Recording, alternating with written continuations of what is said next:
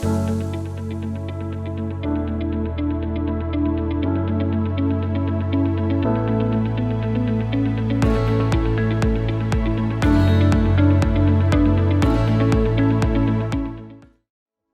afternoon, sir.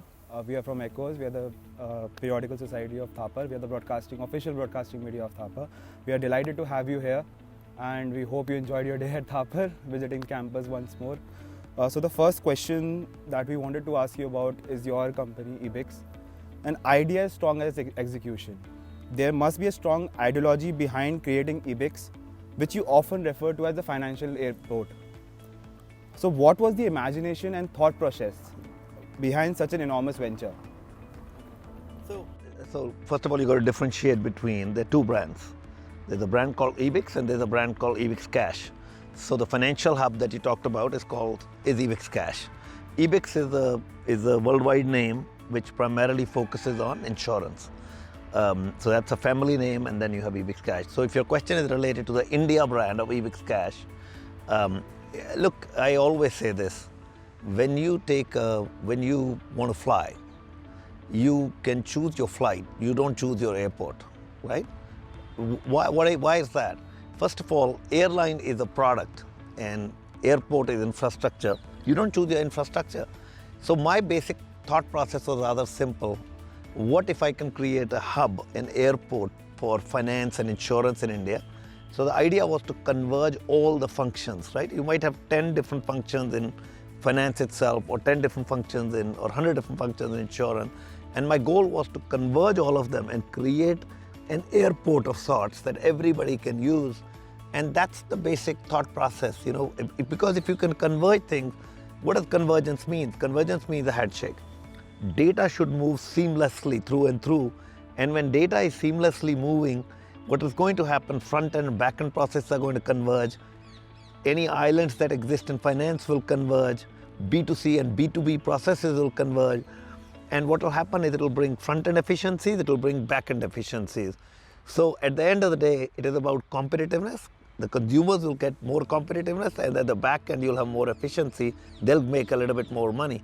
So that's the business I am in, and that's the thought process behind setting up Ebix Cash. Creating a seamless transition between everything that happens, that is the core ideology and the core thought process behind it, right?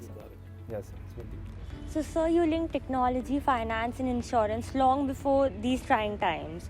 So how was that idea built on, and what changes did COVID scenario brought in from a business point of view?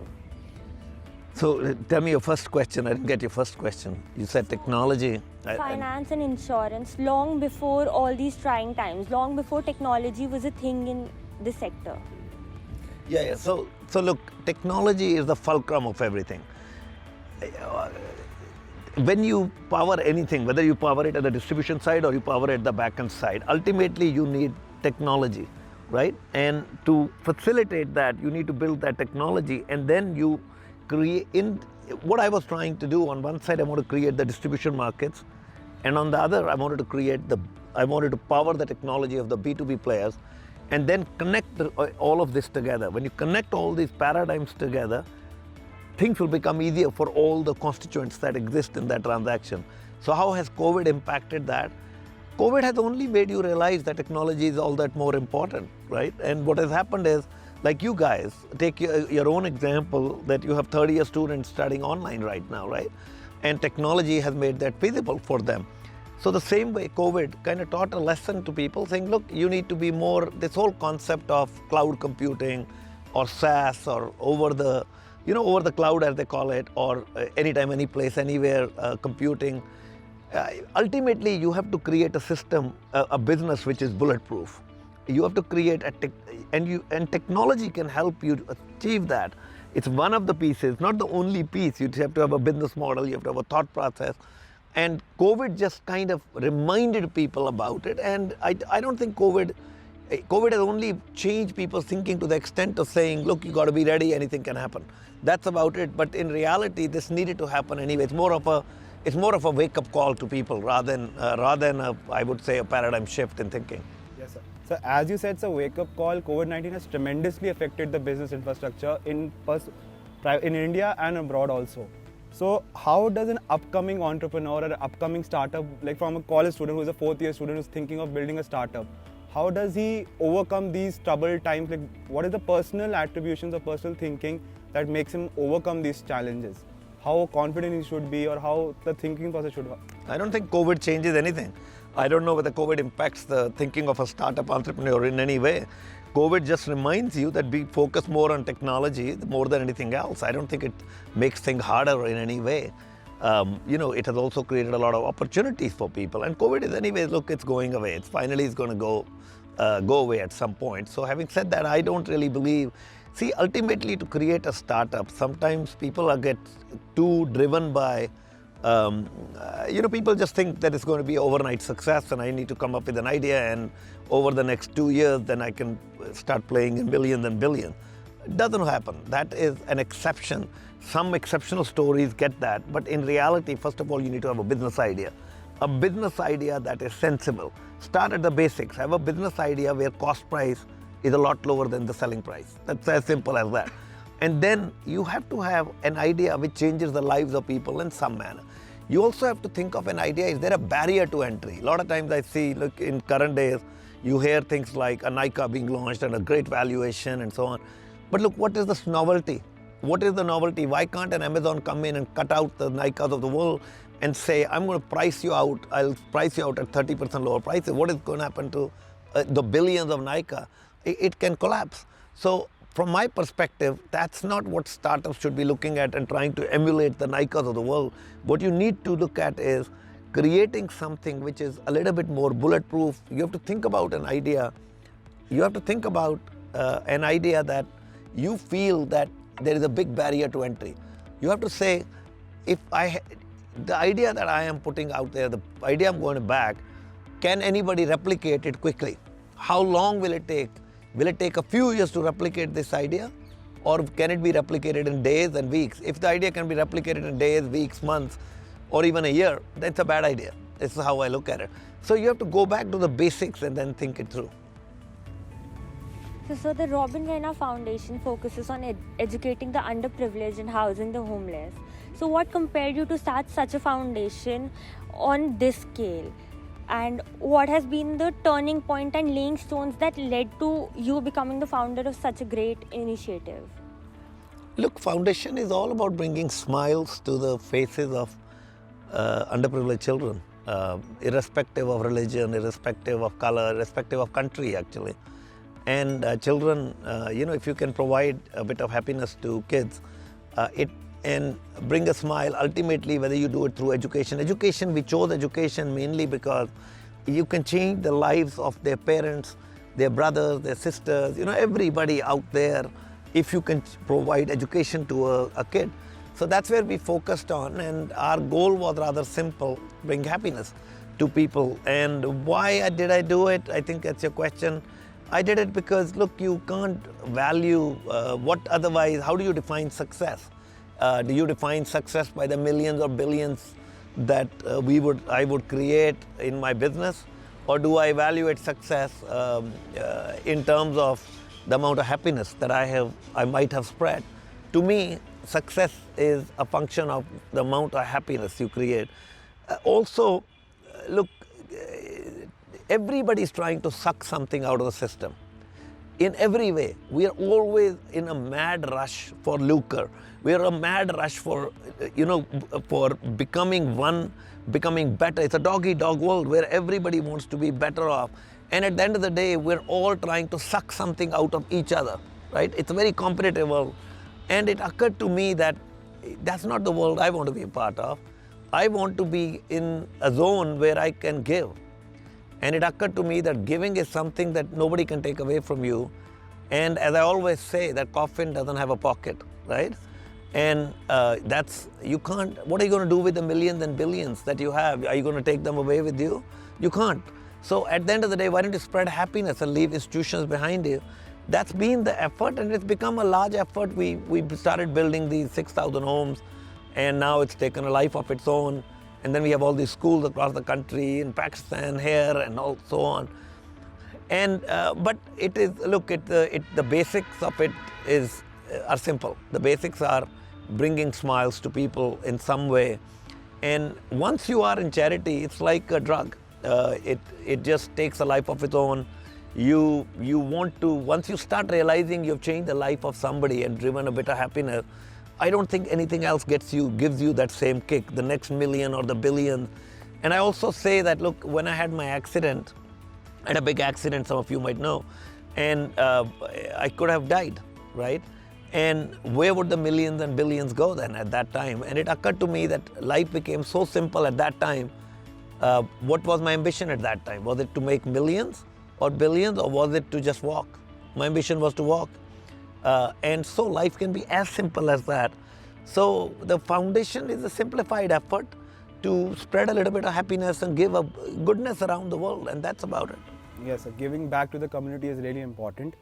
So I will shift from this topic and talk about the work from home culture that is introduced it has become necessary due to COVID.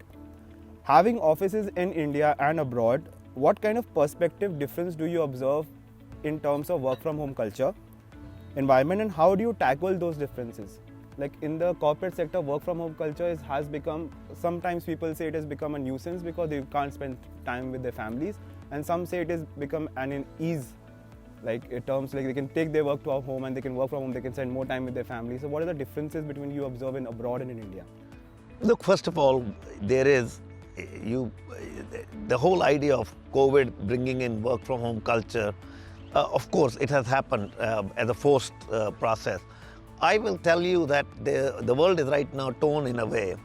On one side, people would like people to work from home more and more because they feel it brings down the cost of the organization. They're saying, maybe if I can get the same amount of productivity out of people at their home, maybe that is better. But I'll tell you what the basic problem with that concept is. The basic problem is that culturally, you're just killing the culture of work. When you create an organization, a company, whether you call it an IBM or you call it an EBIX, when you create a company, there's a culture you bring, a concept you bring some passion to work, you bring a particular ethic to work, a work culture.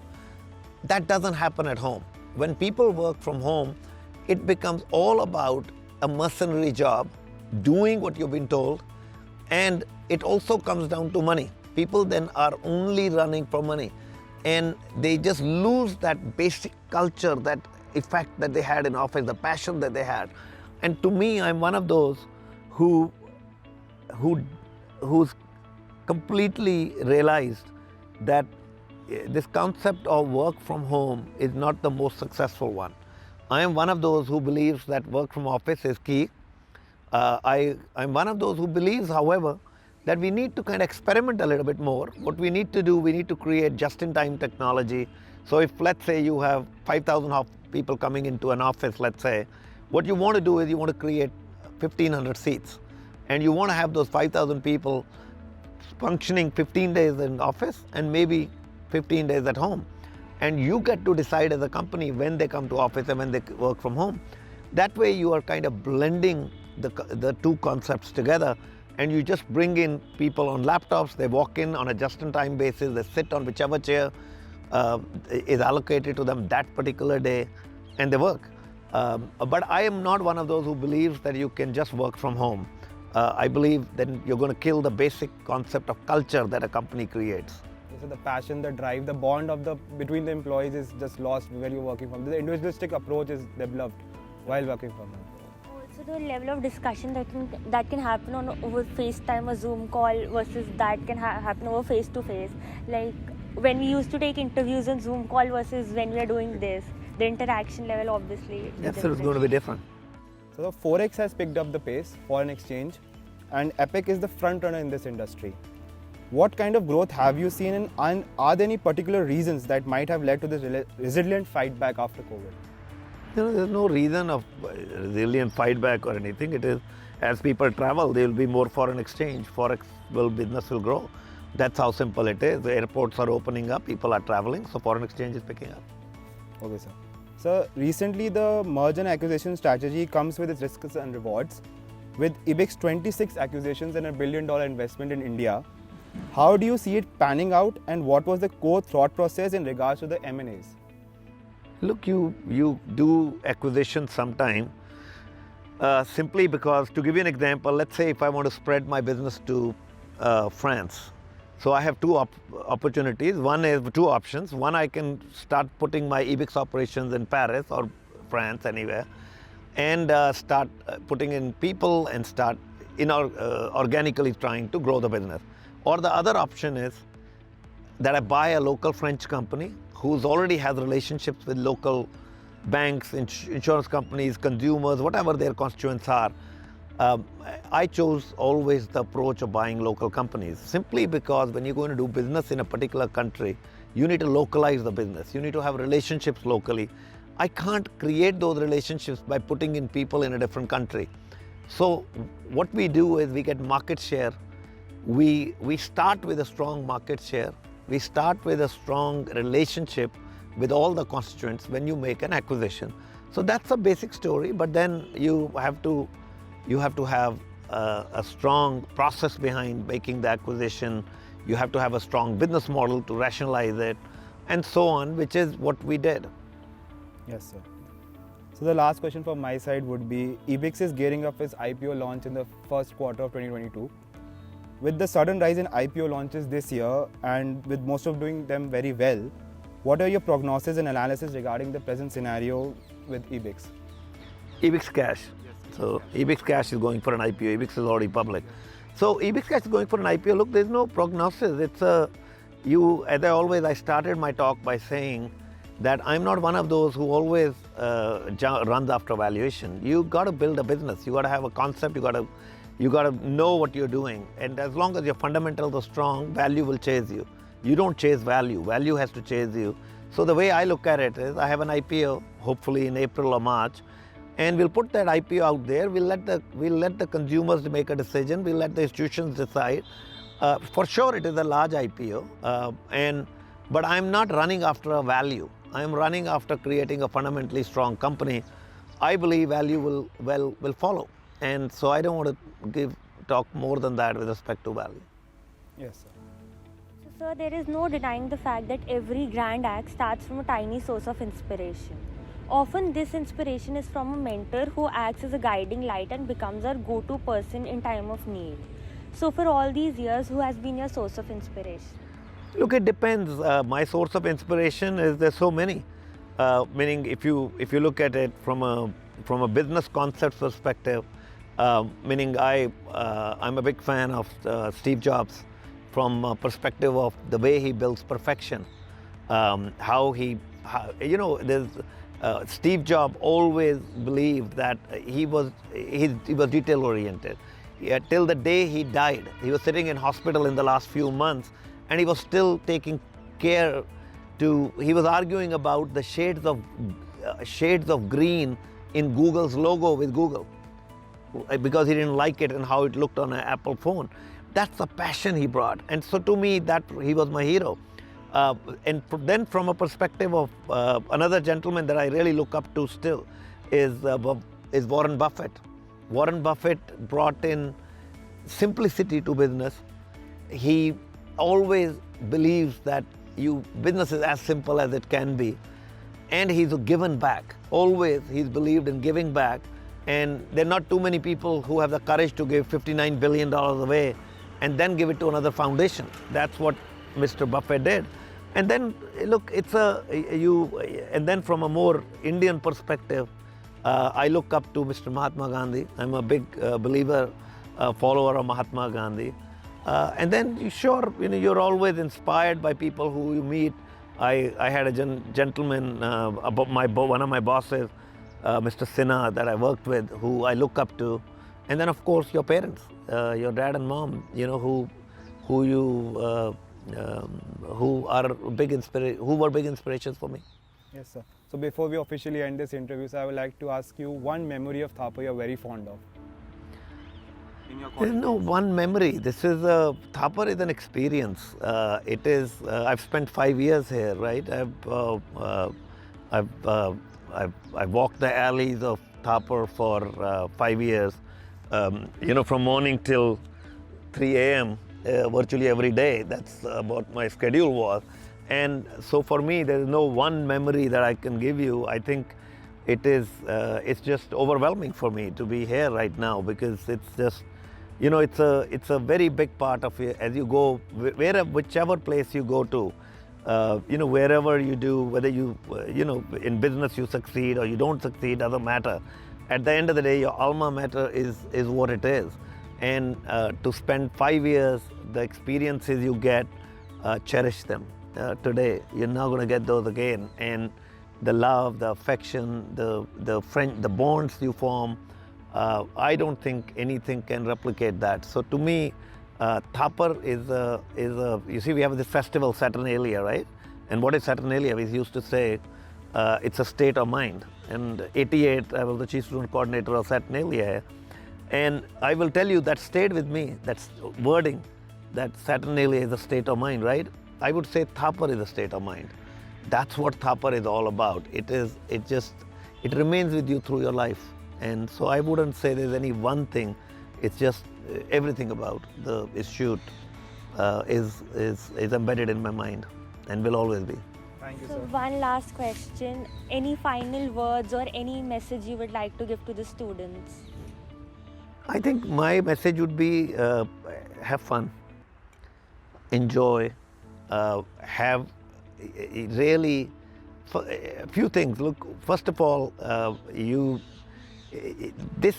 are the best years of your life. Enjoy them, take life easy. That's part of it. I think a lot of times when we were in school, we didn't realize how much our professors actually do for us. When you get out, you start actually appreciating it a little bit more. I think sometimes as students we take it for granted, and we had fun too here. But I think as you get out, you start realizing that everybody has to have a few professors that you have to look up to and say, okay, these are guys I'm going to make them as my idols, or I will listen to them, or will follow them in certain ways at least. But I think my message is have fun, be true to yourself first. Always when you're taking any step in your life, whether in school, whether outside, think about it, that are you hurting anybody else in that process? And then do it with a clear conscience. And finally, the last thing I would also tell you is that as you grow in your career, don't think about the millions or the billions that you can make. If you can have eyeball to eyeball conversations when you are 35, let's say, if you have the courage to be able to talk straight, look people in the eyes, and still have a good conversation, you've arrived. Then you've done well. To me, then you're successful. Because a lot of people don't realize this as they grow, because they start cheating, they start doing things just to succeed, and then they'll start losing respect in their own eyes, and then they start hiding. They can't have an eyeball to eyeball conversation. I'll tell you, as you grow, you'll understand this. People who can have that eyeball to eyeball conversation as they grow, in my eyes, they've already succeeded, right? Okay. Thank you so much. Thank you so much.